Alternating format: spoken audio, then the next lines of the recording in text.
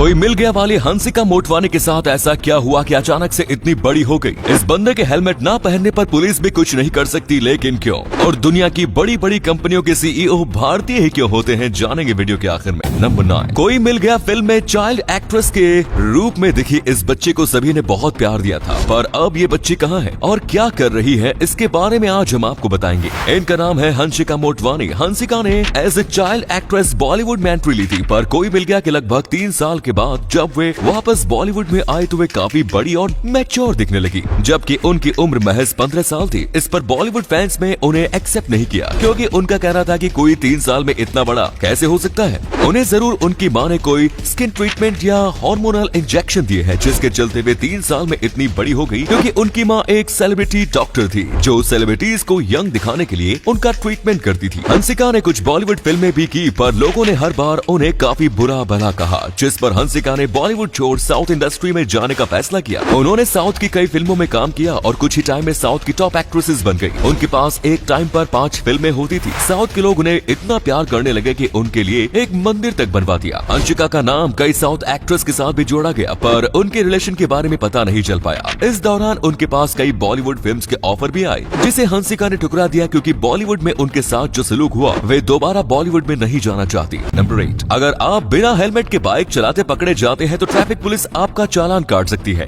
ये रूल है। पर आज हम आपको एक ऐसे व्यक्ति से मिलवाने जा रहे हैं जो भारत के किसी भी कोने में बिना हेलमेट के बाइक चला सकते हैं और कोई भी ट्रैफिक पुलिस उन्हें नहीं रोक सकती। मिलिए जाकिर मेमन से। गुजरात के रहने वाले जाकिर का सर आम लोगों से काफी बड़ा है, इसलिए उनके इंडियन स्टैंडर्ड का कोई भी हेलमेट फिट नहीं होता। उनकी इसी प्रॉब्लम को देखते हुए उन्हें भारत के किसी भी कोने में बिना हेलमेट बाइक चलाने की इजाजत मिली हुई है और कोई भी ट्रैफिक पुलिस ऑफिशियल उनका चालान नहीं काट सकता। नंबर 7, अगर आपको कुछ पेपर्स खरीदने हो तो आप उसके लिए कितने रुपए देंगे, 100, 200 या 500? पर हाल ही में कुछ ऐसे पेपर्स की नीलामी हुई जिन्हें 98 करोड़ रुपए में बेचा गया। पर आखिर ऐसा इन पेपर्स में क्या था, चलिए आज आपको बताते हैं। इन 54 पेपर्स को लिखा था अपने समय के महान वैज्ञानिक अल्बर्ट आइंस्टाइन ने, और इस काम में उनकी मदद की थी स्विस इंजीनियर मिशेली बेजो ने। इन पेपर्स को 1913 में लिखा गया था, जो कि असल में थ्योरी ऑफ रिलेटिविटी से जुड़े रिसर्च पेपर्स हैं। मजेदार बात यह है कि इन पेपर्स में आइंस्टाइन ने पांडुलिपि का इस्तेमाल किया, जो भारत के पुराने साहित्य में इस्तेमाल हुई थी। इन पेपर्स को हाल ही में एक ऑक्शन में लगाया गया था, जिसे किसी ने 98 करोड़ देकर खरीद लिया। नंबर 6, आपने आज तक कई फिल्म्स देखी होंगी, पर इन सभी फिल्म्स को बड़े और प्रोफेशनल कैमरे से शूट किया जाता है। पर क्या कभी आपने किसी ऐसी फिल्म को देखा है जिसे एक स्मार्टफोन का इस्तेमाल करके शूट किया गया हो? हम बात कर रहे हैं विक्रमादित्य मोटवानी की लेटेस्ट OTT फीचर्ड फिल्म 2024 की। ये एक फ्यूचर फिल्म है जिसमें 4 यंगस्टर्स की कहानी बताई गई है जो धारावी के अनाथ आश्रम में पले बड़े, और अब वे 2024 में एक ऐसी सिचुएशन में फंस गए हैं जहां मुंबई को एक खतरनाक वायरस ने घेर लिया है, और ये चारों मिलकर इस सिचुएशन से निकलने की कोशिश कर रहे हैं। 60 मिनट की इस फिल्म को OnePlus 9 Pro में दिए गए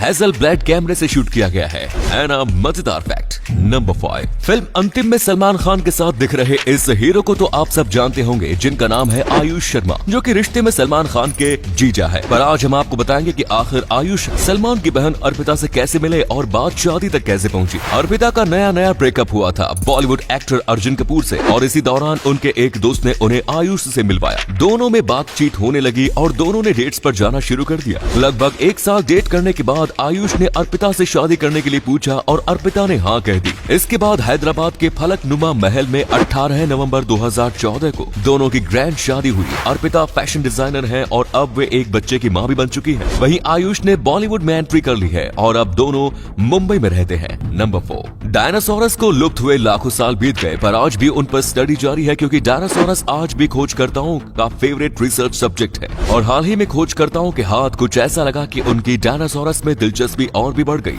स्पेन में डायनासोरस की सबसे विशालकाय स्पीसीज टाइटनोसॉर का एक घोंसला मिला है, जिसमें उसके 30 अंडे भी मिले हैं, जो पूरी तरीके से सुरक्षित हैं। खोजकर्ताओं का कहना है कि इस जगह पर 70 और अंडे हो सकते हैं, जिनकी खोज अभी जारी है। ये अंडे खोजकर्ताओं के कई सवालों के जवाब बन सकते हैं, और हो सकता है कि हमें डायनासोरस के बारे में कुछ ऐसा पता चल जाए जो हमने कभी सोचा भी नहीं था। नंबर 3, आपने आज तक कई तरीके के फ्रूट्स को देखा और खाया होगा, पर आज हम आपको एक ऐसे फ्रूट के बारे में बताने जा रहे हैं जो आंखों जैसा दिखाई देता है। इस फ्रूट का नाम है गुर्रान marijuana, जो कि ब्राजील के अमेज़न जंगलों में पाया जाता है। ये फ्रूट कुछ इस तरीके का दिखाई देता है जिसे देखकर ऐसा लगता है मानो किसी ने इंसानों की आंखें निकालकर पेड़ पर टांग दी हो। इस फ्रूट का टेस्ट काफी अच्छा होता है, इसीलिए लोकल्स इस फ्रूट को काफी बड़े स्केल पर खाते हैं और बेचते हैं। और अगले फैक्ट पर जाने से पहले इस फोटो को ध्यान से देखो और बताओ कि आपको कौन सा हीरो दिख रहा है। इससे पता चलेगा कि आपकी आंखें और आपका दिमाग कितना तेज है। आपको मिलते हैं 3 सेकंड।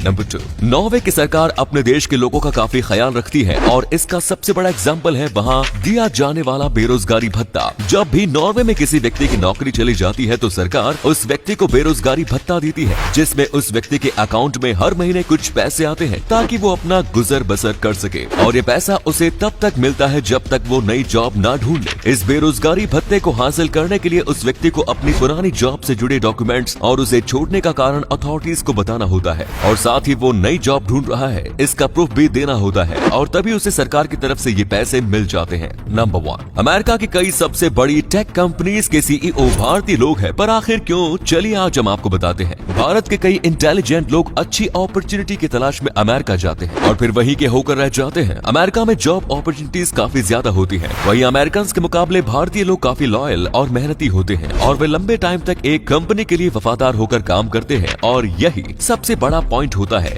जो एक कंपनी सीईओ जैसी सबसे बड़ी पोस्ट के लिए एक व्यक्ति में देखती है। इसके अलावा भारतीय मूल के लोग किसी भी तरीके के एनवायरमेंट में खुद को ढाल लेते हैं, साथ ही उनकी कम्युनिकेशन स्किल्स भी बाकी देशों के नागरिकों के मुकाबले काफी अच्छी होती है और यही सब कारण है कि जिनके चलते भारतीय लोग अमेरिका के टॉप 10 कंपनीज के सीईओ की पोस्ट पर मौजूद है। एलन मस्क तक ने अपने एक ट्वीट में भारतीयों की बड़ाई करते हुए लिखा था कि भारतीय लोगों का अमेरिका की ग्रोथ में काफी बड़ा योगदान है। धन्यवाद दोस्तों, इस वीडियो को शेयर करोगे तो आपके दोस्तों को पता चलेगा कि आप कितने इंटरेस्टिंग नॉलेज वाली वीडियोस देखते हैं, इसलिए इस वीडियो को शेयर करना मत भूलना। मिलते हैं कल एक